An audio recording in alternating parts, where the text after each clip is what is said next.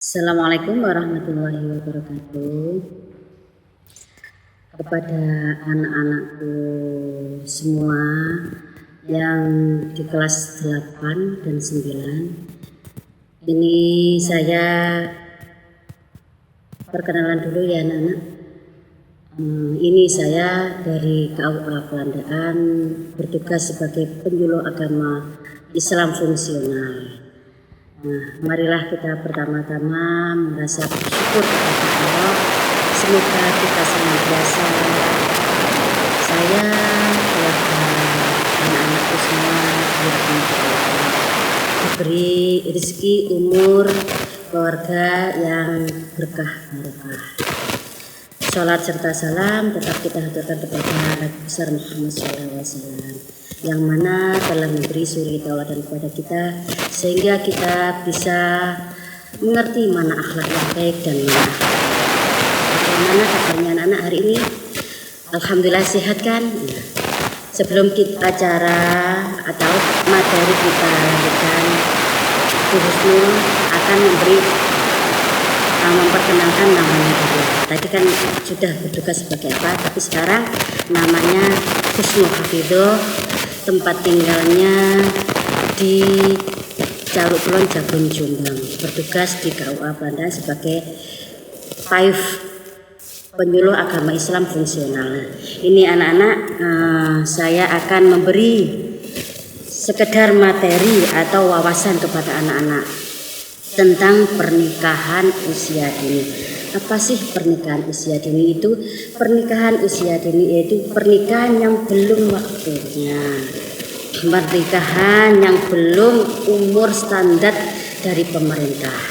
Kalau umur standar dari pemerintah, perempuan laki-laki sama minimal 20.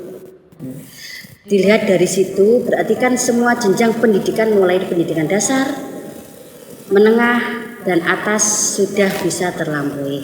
Setelah itu pencari pengalaman hidup 2-3 tahun baru bisa melaksanakan pernikahan. Dan jangan sampai anak-anakku semua di sini naudzubillah min dzalik ya, ojo kedisian kerso, intinya belum melaksanakan akad nikah tapi sudah ada yang di dalam perut itu, yaitu hamil di luar nikah. Naudzubillah min dzalik. Semoga anak-anakku di sini semua aman dari hal-hal seperti itu. Makanya anak-anak kalau pergaulan, kalau berteman itu boleh akrab, tapi harus hati-hati, apalagi seorang cewek ya.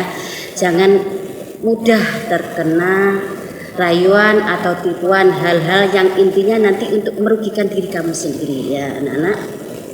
Jadi pernikahan dini itu yang pertama yang dirugikan apa? Yang pertama apa? Siapa yang dirugikan? Diri sampean sendiri yang pertama, yang punya seperti musibah hamil dulu itu ya. Yang pertama dirinya sendiri. Yang kedua siapa? Orang tua. Otomatis orang tua akan malu. Malu apa? Ya malu akan perbuatan kalian. Seperti naudzubillah min dzalik ya anak-anak. Nah, yang ketiga, pamong. Sama tetap merepotkan dari pamong desa, minta pernyataan ke desa. Yang terakhir, merepotkan Pak Camat. Tetap tanda tangan rekom Pak Camat. Yang kelima, PA. Apa PA? PA pengadilan agama. Tetap sampean harus sidang. Karena apa? Melakukan sidang itu karena kalian belum cukup umur. Yang laki-laki 17, yang perempuan 16. Cukup enggak untuk melaksanakan pernikahan? Belum cukup. Belum boleh melaksanakan pernikahan. Dan aturan pemerintah tadi tak terangkan di awal 20-20, perempuan 20, laki-laki 20. Insya Allah itu pun standar paling dasar untuk bisa menempuh ke jalin pernikahan, yaitu menjalin rumah tangga. Itu pun masih dalam pengawasan orang tua usia segitu. Kadang-kadang usia segitu aja masih banyak yang oleng. Antara kalau sudah kena tentang kesulitan ekonomi itu, terutama rumah tangga yang dipikir itu mesti pertama ekonomi. Nah, yang kedua kalau sudah punya anak itu bingung piye carane ngomong anak. Ala usia segitu Ya masih paling muda sekali kalau usia 20 perempuan, laki-laki 20.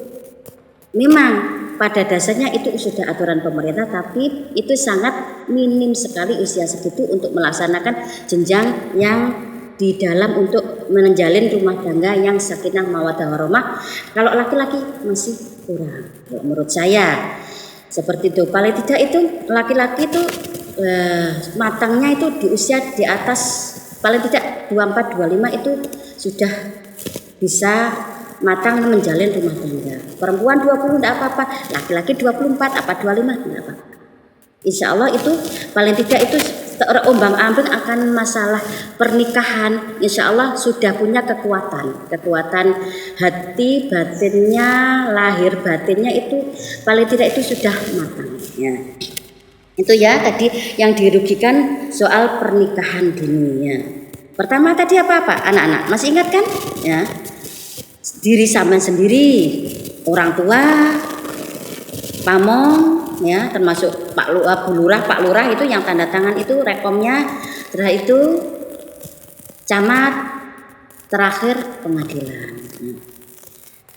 Nah, kita semua anak-anakku, nah, saya harapkan kalian semua nanti bisa sukses dalam menempuh cita-cita sampean semua supaya jadi orang yang sangat bermanfaat dan berguna bagi agama, nusa dan bangsa. Juga jadi kebanggaan bisa mengangkat derajat kehormatan orang tua. Itu doanya Bu Husnul, semoga kalian nantinya ilmunya bermanfaat, juga bisa mengangkat derajat orang tua. Paling tidak kalian bisa intinya cara Jawanya itu wis iso nyembulih kang wong tuwa. Nyembulih wong tuwa itu apa sih? Balas budi. Ono aku nek donya iki karena apa? Oh gak mecetat teko ngene watu, meletek teko watu ndak, tapi karena adanya kita di dunia karena ada orang tua. Makanya itu hormati, sayangi dan patuhi apapun kata orang tua. Insya Allah ndak ada orang tua itu akan menjerumuskan anaknya. Kalau orang tuanya memberi pengarahan kita dengarkan. Kalau orang tua nuturi kita carane le, ayo langsung sholat. Le, ojo nek mantuk oleh dolen tapi ojo begini. Kita turuti. Kita memang saat ini sama semua saat ini, wah ibuku mesti ndoso, gak ngerti kemajuan zaman mosok arek lanang jam 8 kok mulai. Kanca-kanca wis padha. Kita turuti aja. Apa kemauan, apa pituah dari orang tua kita. Kita turuti, kita patuhi. Kita di saat serang ini mungkin tidak merasakan, tapi kalau sama sudah jadi orang tua baru terasa, oh iya, orang tuaku dia nuturin ini, ternyata hasilnya seperti ini. Gak langsung dituturi langsung ujuk-ujuk merasakan enggak. Nah, belajarlah dari anak itu yang tawaduk sama orang tua. Pertama yang melahirkan kita, orang tua, ibu, ayah. Yang kedua, orang tua di sekolah siapa? Pak guru dan Bu guru. Sama jangan sampai intinya misui, apalagi misui guru orang tua. Nah, udzubillah nih. Jangan sampai ya anak-anakku semua jaga. Tutur kata sampean semua jaga. Itu nanti ada hikmahnya. Kita kepada orang tua harus tetap sopan. Ya. Walaupun toh guru itu nyun sewu anak-anakku semua ya, mohon maaf Bu Husnul. Sok mama guru itu nyeweng dhewe wis gak ono guru sing paling nyengit. Nek SMP 1 itu aku gak seneng pelajaran nyeweng ngulang mesti ya. Aku gak iso konsen. Jangan sampai punya pikiran seperti itu. Karena apa? Orang tua di sekolahan adalah guru kita. Guru setiap hari mesti paling tidak itu memberi doa kepada sampean. Semua murid mesti didoakan, mesti digandeng rangkul, gandeng renteng didoakan. Muridku mesti didongakno ilmune supaya manfaat dadi wong sing berguna. Nah, orang tua juga gitu, lebih melekat lagi berdoanya.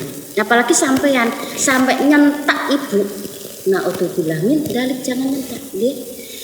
Jangan sampai menyakitkan nyeletuk hati sampai dibikin jengkel orang tua, apalagi seorang ibu tadi. Ada ingatkan anak-anak di pelajaran agama surga di bawah telapak kaki ibu. Nah, Ojo sampai duwe kalimat sing elek nyeletuk nangone wong tuwa. Disuruh nggih Bu, seumpama sampean repot, Bu sebentar ta Bu, kengsik Bu sekedap. Nah, paling kene gak iso poso, kosek ta Bu, aku jek harap iki ya. Insyaallah orang tua itu akan mengerti pada sampean. Paling tidak sampean berusaha poso. Ya. Sopan kita, kalau kita jadi anak sopan, santun, insya Allah siapapun yang mengenal kita akan senang.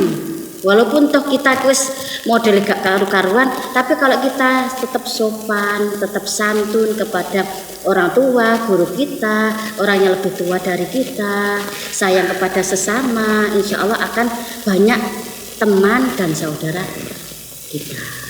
Mungkin itu ya anak-anakku semua, tolong Bu Husnul berpesan kepada kalian semua, tolong apalagi anak yang perempuan, jaga kehormatan ya. Satu, jaga kehormatan, jangan sampai kalian naudzubillah dalik menikah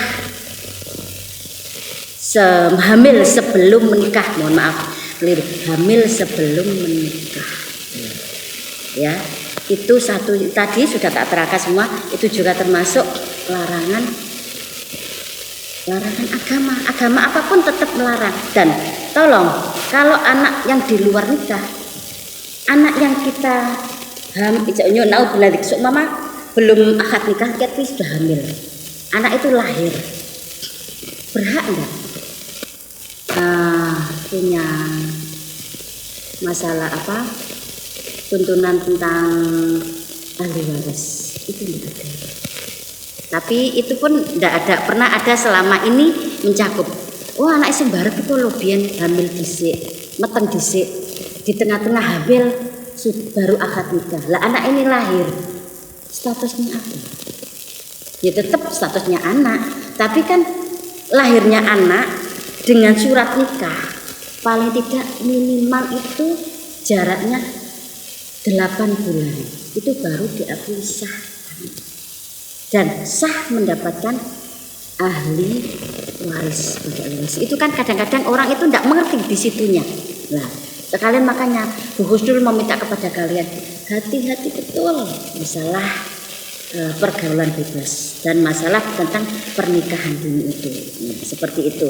Tadi menerangkan Bu Husnul menerangkan tentang pergaulan bebas.